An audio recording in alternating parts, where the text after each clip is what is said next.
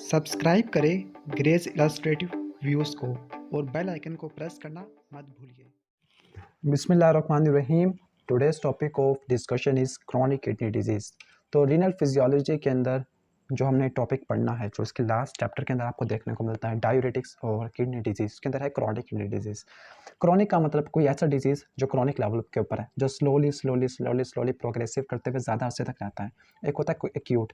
तो एक्यूट और क्रॉनिक के अंदर आपको क्या फ़र्क देखने को मिलता है? जो एक्यूट होता है ये आपको सडन डिक्रीज इन फंक्शन देखने को मिलता है, जबकि क्रॉनिक क्रॉनिक का मतलब होता है कि जो फंक्शन का जो डिक्रीज है वो सबटल है। सबटल का मतलब थोड़ा थोड़ा थोड़ा करके, अचानक ही आपको ड्रॉबैक नहीं देखने को मिलेगा, जबकि एक्यूट के अंदर आपको फ़ौरन ही आपको सडन डिक्रीज इन फंक्शन देखने को मिलते हैं। अब इसका टाइम ड्यूरेशन भी लिखा हुआ है कि आप जिन टाइम ड्यूरेशन की वजह से आप इसको डिफरेंशिएट कर सकते हो एक्यूट के अंदर और क्रॉनिक के अंदर। जो क्रॉनिक है उसका ड्यूरेशन होता है 3 मंथ से ग्रेटर, और जो एक्यूट का होता है वो है 3 मंथ से कम। तो अगर 3 महीनों से कम जो डिजीज़ हो उसको बोलते हैं एक्यूट। वैसे ज़्यादा अगर प्रोग्रेस कर जाए तो उसको बोलते हैं क्रॉनिक किडनी डिजीज़।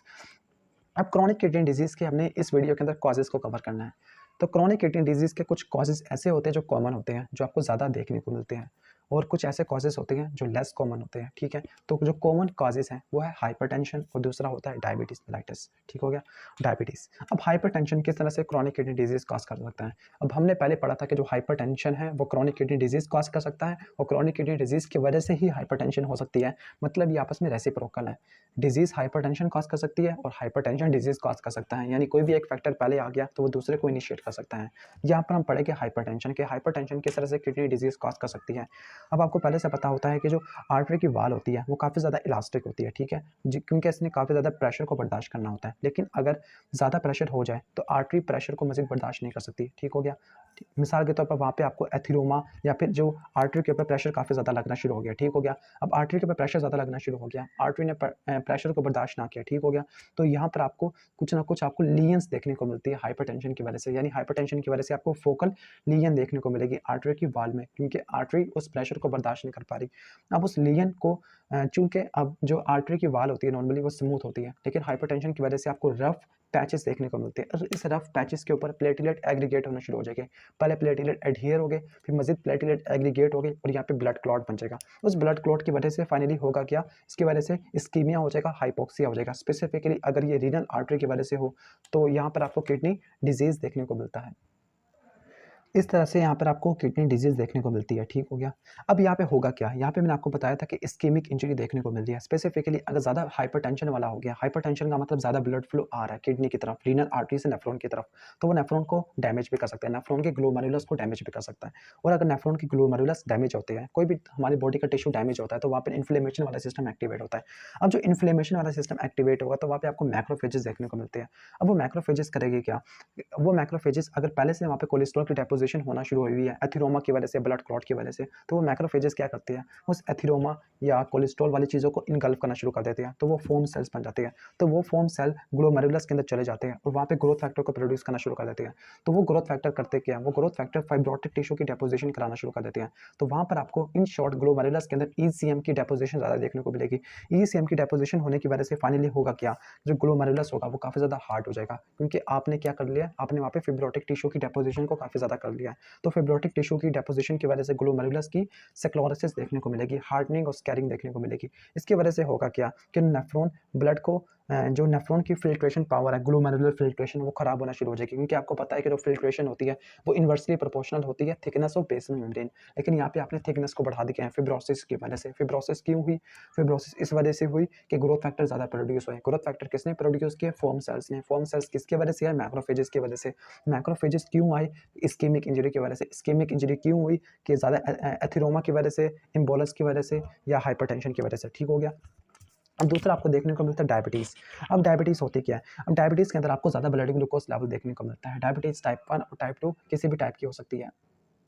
डायबिटीज़ की वजह से ब्लड ग्लूकोज़ लेवल काफ़ी ज़्यादा हो गया है। जो ब्लड ग्लूकोज़ लेवल ज़्यादा हो जाते हैं, तो वो नॉन एंजाइमिक ग्लाइकेशन करवा देता है। अब नॉन एंजाइमिक ग्लाइकेशन की वजह से होगा क्या? नॉन एंजाइमिक ग्लाइकेशन की वजह से प्रोटीन का स्ट्रक्चर खराब होना शुरू हो जाएगा। स्पेसिफिकली हम जो कहते हैं कि जो ट्यूनिका इंटिमा होती है, वहाँ पे एंडोथेलियल सेल्स के ऊपर रफ सरफेस प्रोड्यूस हो जाएगी। उसी रफ सरफेस की वजह से प्लेटलेट की एडहेशन एग्रीगेशन देखने को मिलेगी, एथेरोस्क्लेरोसिस प्लेक बन जाएगा। और आगे वही सेम मैकेनिज्म होगा जो हमने हाइपरटेंशन की तरह देखा था कि हाइपरटेंशन के अंदर भी आपने इस्कीमिया प्रोड्यूस करना है। इस्कीमिया की वजह से वही मैक्रोफेजेस मेसेंजियल सेल की एक्टिवेशन और वही वाला सेम मैकेनिज्म होगा। लेकिन जो हाइपरटेंशन और डायबिटीज़ हमेशा या मोस्टली ये क्रॉनिक किडनी डिजीज़ कॉज करती है, क्योंकि आहिस्ता-आहिस्ता टाइम लेती है डेवलप होने में, ठीक हो गया। तो मेजर जो कॉजेज़ हो गए वो हमने देख लिया, डायबिटीज़ और हाइपरटेंशन। अदर कॉजेज़ के अंदर हम देख लेते हैं कुछ सिस्टेमिक डिजीज़ होते हैं, जिस तरह ऑटोइम्यून डिजीज़, सिस्टेमिक ल्यूपस एरिथ्रोमाटोसिस या रूमेटॉइड आर्थराइटिस, ये दोनों ऑटोइम्यून डिजीज़ है। एचआईवी का इन्फेक्शन है या non steroidal anti inflammatory drugs हम ज़्यादा ले लेते हैं, और टोबैको टॉक्सिन, इसकी वजह से भी हमें ये देखने को मिलता है, ठीक हो गया। अब ये तो हो गए इसके कॉजेज़। अब हम देख लेते हैं इसके इफ़ेक्ट क्या-क्या हो गए। अब इसका इफ़ेक्ट क्या होता है? नॉर्मली आपने जो होता है यूरिया किडनी फ़िल्टर करता है और उसको एक्सक्रीट कर देता है, सीक्रेट, ठीक हो गया।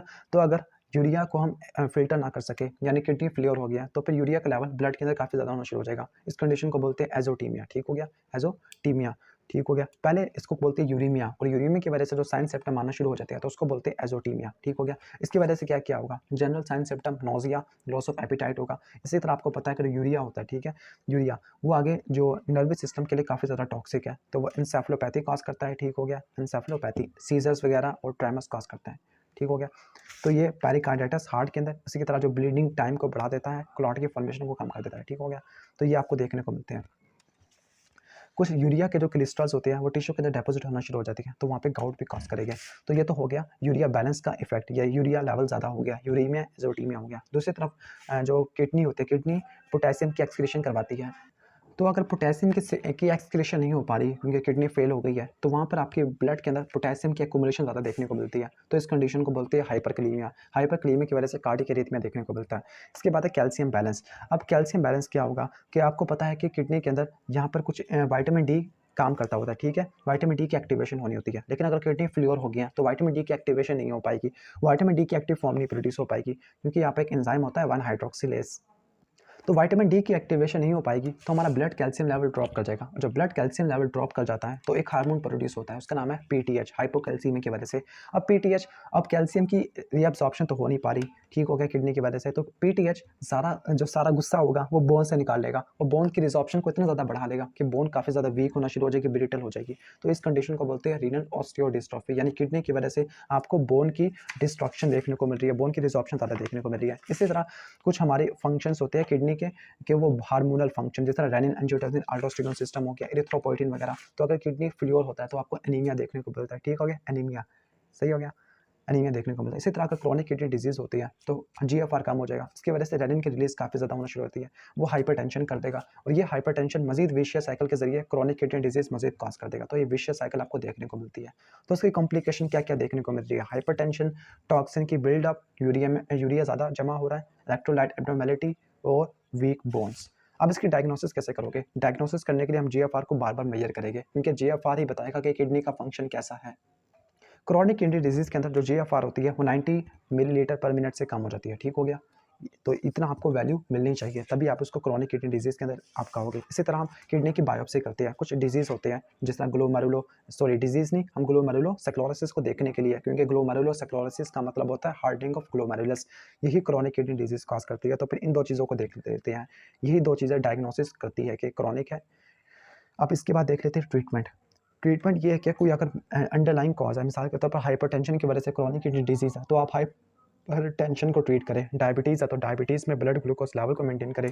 इसी तरह जो आर्टिफिशियल होता है किडनी मशीन होती है जिसको बोलते हैं डायलिसिस, तो ये करना चाहिए। उसके साथ जो परमानेंट ट्रीटमेंट होता है वो है किडनी ट्रांसप्लांट, कि किसी डोनर से आप किडनी लेते हैं, रेसिपिएंट को दे देते हैं, तो ये होता है परमानेंट किडनी ट्रांसप्लांट, जबकि डायलिसिस टेम्परेरी होता है, ठीक हो गया। तो ये था basic overview chronic kidney disease का। तो अगर वीडियो अच्छी लगी हो तो उसको लाइक करना, और चैनल पर नए हो तो सब्सक्राइब कर लेना। Thanks for watching this video. अल्लाह हाफिज़।